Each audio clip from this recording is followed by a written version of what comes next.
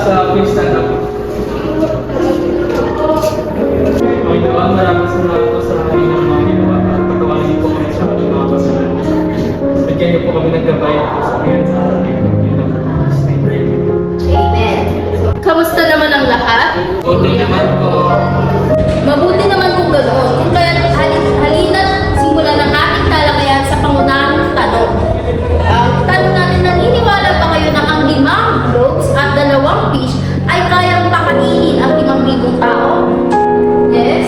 For me, no. Kasi 2 breads and the fish, hindi siya mapapakain ng 5,000 tao. And based on scientific, hindi naman pwedeng maparami mo yung 2 bread tapos 2 isda. Sa isang tao pa nga lang, kulang na yung 2 isda. What more kung 5,000? Yun lang po. Thank you. Well, very sad. So, sino ang pwedeng sumalungat sa sinabi ni Binibini? Yes? Sa tingin ko po, yung kahit ilang out yung pagkain, pwede mong gamitin yan na. Kasi may isang tao, isang Diyos na gumawa ng pinarami ang pagkain na napagpakain siya ng mga 5,000 tao. Speaking of that one, iyan ang ating tatapihin or aaralin sa araw na ito. Ito ang pinangalanan or Bible verse na pinangalanan Christ feeding the multitude. Okay? Sinong familiar sa Bible verse na ito? So in this case, we are going to proceed to discuss the book of Matthew 14 verse 31 to 21. So ang title nito is Christ feeding the multitude. From the word itself, ibig sabihin, si Kristo na kaya ng pakainin ang maraming tao sa pamamagitan ng kanyang panalangin sa Panginoong Jesus, sa Panginoong Diyos. Amen?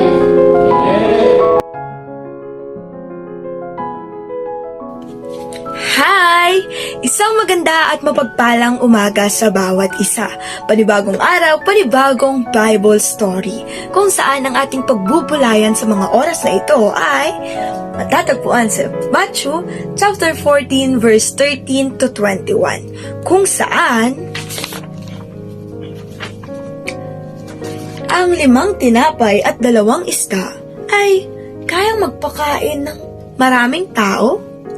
Kaya sama-sama nating tunghayan ang kwento kung saan pinakain ni Jesus ang 5,000 lalaki. Nung nabalitaan ni Jesus na namatay si Juan ay isang mabuti at tapat na tagapaglingkod ng Diyos, ay gusto niyang pumunta sa ibang lugar kung saan walang tao. Kaya sumakay siya sa bangka at nung nabalitaan niyo ng mga tao, ay lumabas sila sa kanilang mga bayan at sinundan si Jesus. At nung si Jesus ay nasa dalampasigan na, nagulat siya na maraming tao ang sumunod sa kanya, maraming tao ang nakapaligid sa kanya. At nung nakita niya iyon ay nahabag siya at naawa dahil may dala ito o makikitaan mo to ng iba't ibang uri ng sakit. Kaya ang ginawa ni Jesus, pinagaling niya yung mga taong may sakit. At pagkatapos nun, magdadapit hapon na, lumapit yung isa sa mga alagad ni Jesus kay Jesus. Sabi niya na, parang ito yung sinabi niya na, pauwiin niyo na po sila o papuntahin niyo na sila sa mga malalapit na nayon para bumili ng kani-kanilang pagkain. Tapos sabi ni Jesus na wag mo na silang pauwiin o wag mo na silang paalisin, kundi bigyan niyo sila ng makakain. Tapos sabi ng mga alagad, ngunit wala na tayong pagkain, hindi kasya yung ating mga pagkain. Kasi 5 tinapay at 2 isda. Sabi ni Jesus, dalhin niyo sa akin. At dinala nung alagad yung pagkain kay Jesus. Ang ginawa ni Jesus, tumingala siya sa langit at nanalangin. At sinabi niya, nagpasalamat siya sa Diyos. At pagkatapos nun, hinati-hati niya at pinamahagi niya ito sa mga alagad.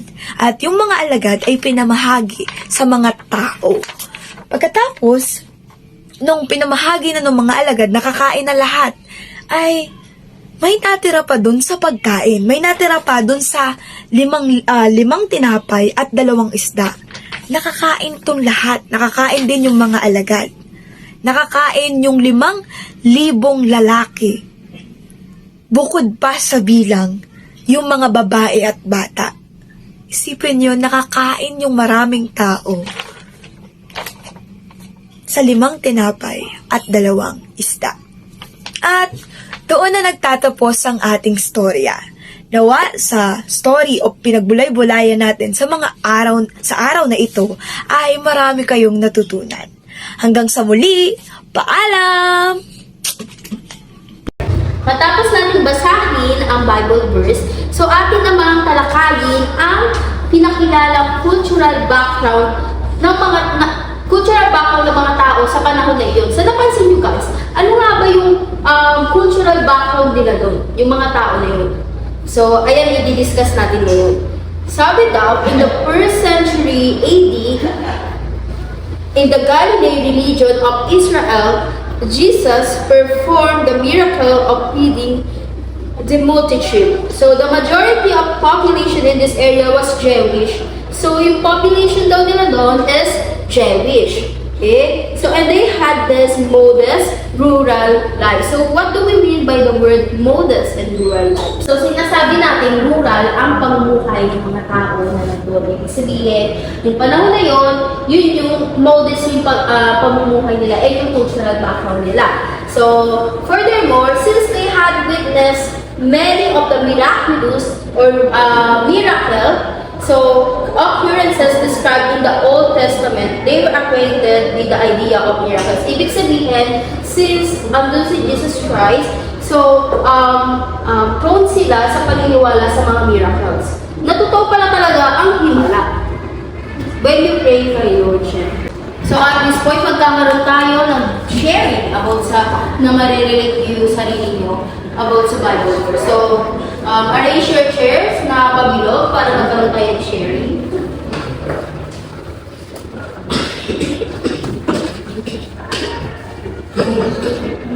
So guys, paano ba natin i-share yung story? Para natin may-relate yun sa... Siguro sa experience, nangyari sa community, yung bakit tayo sa natin. Kung paano natin ano nangyayari sa araw-araw natin paglalakad. For me, the message of the Bible is to trust God and for His ability to perform miracles. And para siya makatulong sa atin is, kunyari, yung kaibigan mo kailangan ng tulong. And nahihiya yung kaibigan mo na magsabi sa'yo paano mo siya tutulungan kung hindi siya nagsasabi sa'yo. Then malalaman mo siya sa isa mong kaibigan. So, ikaw yung magiging miracle kasi ikaw yung tutulong sa problemang hindi niya maharap. Para sa akin, yung moral lesson ng Bible verse is to always have faith in God. Si God is ang pinaka-greatest provider nating lahat. So yung mga bagay na akala natin na imposible, palaging posible sa Kanya. All we need to do is to trust and believe Him. So para sa akin, yung Christ feeding the multitude, it shows that God have control in everything. Kasi kung sa mata ng ibang tao, imposible yung ginawa niya. Pero pagdating sa Kanya is well possible. Sa lahat ng mga bad situation, may hinanda siyang solution para. Kagaya sa nangyari sa buhay ko, sa family namin.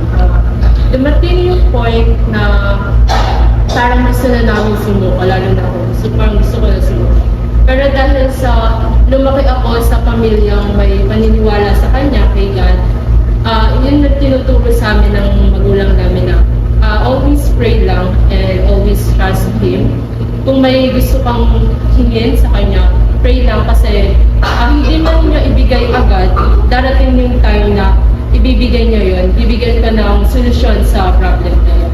So kagaya dun sa may Bible verse ako na pinaniniwalaan, yun yung Matthew chapter 6 verse 33. Ang sabi doon, seek ye first the kingdom of God and His righteousness, and all the things shall be audit-free. So ano lang, magbigay lang tayo ng kahit konting time kay God, and dahil nga, yung mag-trust tayo sa Kanya, and always pray lang, and yun, parang lahat ng problema is masusolusyon. Ayun lang. Para sa akin, yung natutunan ko sa Bible verse is pakikiramay, pagbubukas ng palad, at syempre yung pananampalataya kay God. Pakikiramay kasi in reality, may mga problema tayong hindi natin mai-share sa iba. Pero pwede tayong makiramay sa tao na may problema. Tapos dun siya magkakaroon ng magandang connection na makapag-open up tayo since nowadays may mga trust issue yung mga tao sa pagbubukas nila ng problem sa iba kasi pwedeng malamusgahan sila, gano'n. Second, yung pagbubukas palad, mabuti to kasi may i-share natin yung blessing natin sa iba, natatanggap natin sa may kapal, and last, yung pananampalataya kay God. Yun yung pinaka-importante sa lahat kasi it teach us to trust ourselves sa lahat ng bagay, to trust Him kasi lahat ay planado ng Panginoon. Ito rin yung nagbibigay ng inspirasyon sa atin para tumulong sa ibang tao na walang hinihiling ulit. Nakakatawa lang isipin kung gaano kalaki yung puso ng Panginoon, kung gaano siya kabuti. Nakita natin sa mga ginawa niya, sa mga acts niya, kung paano niya pag nagpakahit sa mga maraming tao. At ng mga nagutom, may mga naghihirap, tinutulungan niya. At nakakatawa lang din isipin na wala naman siyang dahilan na parang gawin yan, di ba? Parang pwede naman siyang kahit hindi niya gawin yan or gumawa ng napakapangyarihan siya kaya pwede niya hindi gawin. Pero ginawa niya parang kasi gano'n siya di niya kailangan ng dahilan na kita. Di niya kailangan ng dahilan na gumawa ng tama. So, pwede natin, parang nakakatawa lang isipin na pwede natin gawin yan, di ba? Parang kahit hindi natin kailangan ng dahilan para gumawa ng tama. Gawin lang natin. Pero nakikita rin natin na mahirap din maging mabuti. Kasi minsan, yun yan, hindi sila maniniwala sa'yo. May times na gagamitin kahit yung pagkakita. Pero doon natin nakikita kung gano'ng kalakas ang Panginoon. Tapos, as all nga sa lahat talaga, huwag natin kakalimutan yung mga ginawa ng Panginoon. Dapat, manatili tayong mananampalataya. Manatili tayong maniwala at pag-pray lang tayo. Pinapakita rin sa video na walang hindi kayang gawin kay God basta maniwala na tayo sa Kanya. For me kasi, dun sa video, parang ma-apply din natin siya sa totoong buhay in little things. Hindi naman kagaya tayo na magpakaan siya ng may 5,000 plus na lalaki tapos hindi pa yun kasama sa mga babae. So that, tayo ma-apply din natin yun in a small thing in this generation by pakikipag-pray sa mga ibang tao na walang hinihinging kapalit. And then, tulog kayo sa isa't isa, nag-share tayo, nag-share kayo ng inyong kaalaman, nag-share kayo ng inyong karanasan. So, ang pinaka-message talaga ng Bible na ito is magbigay tayo. Mapagbigay tayo at maalalahanin tayo sa ibang tao. So, ayun nga. So, one thing is na in-impact sa Bible verse na ito is very rich God or the highest. You should think lahat ng bagay na nangyayari sa'yo, gumising ka, buhay ka, kumain ka, naligo ka, ipapasalamat mo yun sa Diyos. Kasi lahat ng blessing niya sa'yo is pwede madagdagan niya ng maraming pang blessing. So gaya sa Bible, di ba? Si Lord, napansin ko ba yung si Cristo, hindi siya nakiusap kayo, hindi siya nakiusap kayo, hindi siya nagsabi na, Lord, dagdagan mo po ang Panginoon, dagdagan mo po. Pero ang sinabi ko na niya pinigkas, salamat. Yung salitang salamat, enough na yun. Para po, Lord, na alam na na-appreciate natin yung binibigay niyang blessings. No matter how big or small it is, it matters. Kaya, ako naman, since nag-share kayo sa isa't isa, i-share ko sa akin. One day, pamilya naman kami sa mga kabataan na namamaligin sa, diba, sa lansangan, guys.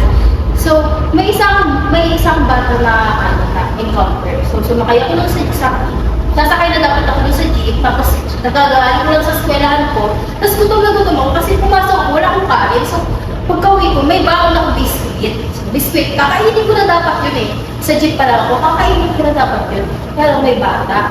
Nangihingi siya ng pera. Siyempre, familiar ako sa sindikato, di ba? May mga ganun ginagamit nila yung bata. Ginagamit nila para makakuha ng pera. Pero sa akin, naisip ko bigla, nangihingi siya sa akin ng pera. Sabi, pumasok sa isip ko, imbis na pera, bakit hindi na lang yung biscuit ko? Kahit gutom na gutom ako. Binigay ko sa bata, tapos yung kinakain niya, tuwang-tuwa siya kasi alam ko, hindi mapupunta sa wala yung pera, yung dinonate ko, yung binigay ko. So, dyan pa lang sabi niya sa akin, salamat po ate, ganun. Ngumiti siya. So, yung ngiti niya, sabi ko, hala, ang cute ng bata, ang nilitian niya ako. So, bilang ako nagpasabi sa sarili ko, napakaliit lang ng bagay yun ah. Biscuit lang yun. Pero nyo, ang liit lang ng gaya ni Cristo. Yung pagkain na binigay sa kanya ng mga disciples, which is 5 bread, tapos 2 fish lang, napakakunti lang yun. Pero, nung nag-isip siya kay Lloyd, nag-thank you siya, tapos gaya ng bata sa akin, nag-thank you siya sa akin, yung smile niya palang, panalo na sa akin. Parang yung isa, dumami, napakain marami na. So yun yung reality ng buhay na, pag meron ka, kung kaya mo magbigay, kahit maliit lang yan o malaki, huwag mo nang timbangin yung peso, yung sukat, kung gano'n mo yung ibibigay mo. Kasi sa taong bibigyan mo, malaking bagay na yun. So yun yung gusto kong sabihin sa inyo na para magkaroon kayo ng magandang buhay at saka magkaroon tayo ng magandang socialization sa ating lugar, maging magbigay pa, maging mapagkumbaba ka, kung meron ka, huwag mong ipagkaad sa iba. Kung kaya mo na tumulong ka. Gaya ng mga disciples, di ba? Pero yung 2 fish at saka 5 bread na yun, kung tutusin kung gutom ka, kakainin mo na yun, hindi mo na isipin yung iba. Pero hindi nila kinain, di ba? Kasi inisip nila yung mararamdaman mo, di ba? Isipin mo, gutom na gutom ka. Kaya tayo mga tao, hindi ko nila ikintilan yung mga kabataan nila. Kasi ang sarap na buhay natin, nakakapag-aral kayo sa magandang eskwelahan, pero sinasayang ng iba. Pero yung iba, gutom na gutom, walang oportunidad, pero masaya sila sa buhay nila. They have smiles on their faces, di ba? So yun, small things, big things, it matters sa pagbibigay mo. So, bago ang sarili, syempre isipin mo yung sarili mo, isipin mo rin yung nakararami. At isipin mo yung makakabuti para magkaroon tayo ng good socialization and good life. Para at least punta tayo sa heaven, di ba? Sa ganitong sitwasyon, akala natin wala nang kapalit yung hirap na naranasan natin. Akala natin wala nang kapalit yung sakripisyo natin. Pero, tayo na kasi gumalaw si Lord eh. May darating talaga sa atin. Hindi man tao, pero may darating ng blessings, di ba? Tapos, siyempre, with the power of Lord, yung blessing na yun, mas malaki.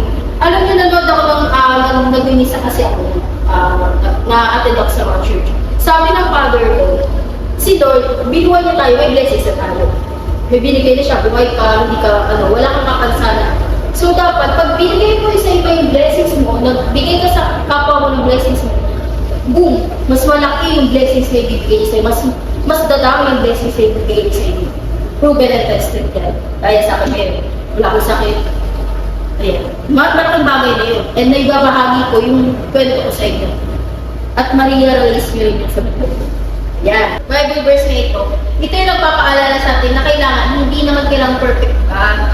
Bumagsak mo tayo, okay na yun. Okay. I mean, okay lang, hindi perfect kasi part natin na mag-fail. Kapag nag-fail ka, ibig sabihin, nagtatry ka. Ayan. So, kung malaki man yung ginawa mo, basta nakatulong ka sa iba, napakalaking bagay na yung kayo. Ibig sabihin, mapapawikan siya na hindi sayang yung creation ko sa'yo. Hindi sayang yung pagbubuo ko sa'yo. Kasi ginagawa mo yung mission mo. Kasi we have our missions here na world. Hindi tayo nabuhay para sa sarili lang natin. Ayan. Kaya kahit na maliit lang yung mga bagay na nagagawa mo, basta ginagawa mo ito ng buong puso at walang hinihintay na paggamit, iyon na yung pinakamahalaga doon.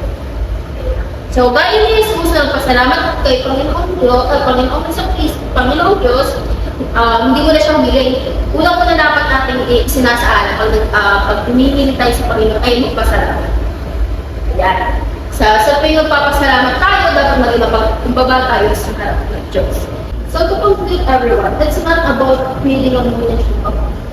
It's about giving, caring, gratitude, and trust in Him. Thank you.